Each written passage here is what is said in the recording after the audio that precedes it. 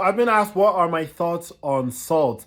Now, salt is something that I recognize that helped me a lot whenever I started this journey, because a lot of the things that I really love to eat before going plant-based, starch-based was really salty. You know, kebabs, the takeaways, the Domino's, the pizzas, the noodle dishes, the African stew, all had salt in it, all had savory component, and I absolutely love that. The eggs and the Lurpak butter, I was obsessed with Lurpak butter.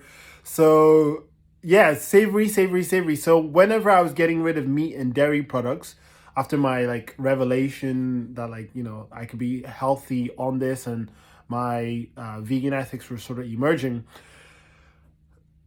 what I noticed is that being able to put salt on like potatoes and rice and beans and pasta dishes and all the familiar things that I was already eating, it made me feel like I wasn't really missing out. Like, I didn't really care that much. I was like, the food still tastes incredible. And this is what I tell people: you can still have incredible tasting foods without meat and dairy. You're normally craving the salt, the spice, the vinegar, the sugar. These are the things that you're craving, and you're just filtering it through an animal's body, but you could do that through plants. But overall, my thoughts on salt is that salt is a pleasure trap to some degree, because without salt, most people wouldn't eat junk food. And I recognize that most restaurants would go out of business, you know, both the vegan and the non-vegan ones. Without salt, a lot of people wouldn't eat themselves to the point where they were getting strokes and heart disease. Because if you remove salt from society, all the pleasure traps from society, people would just come to their senses and just focus on whole natural foods that actually taste nice. And from my experiments, that's fruits, vegetables, and potatoes or sweet potatoes and pumpkins. Almost everything else is just bland and just doesn't have any flavor or taste to it. So my thoughts on salt as well is that it's not necessary. We need sodium naturally occurring in plants. Humans have lived in places well away from mined sea rocks and stuff like that, and sea salt, inlands and in some locations where there's just no added sodium. There's just no white rock crystals. And the Yanomami tribe has already shown they don't consume any added salt. They don't have high blood pressure. Their blood pressure is perfect from young to old. So my thoughts on salt is you can use it.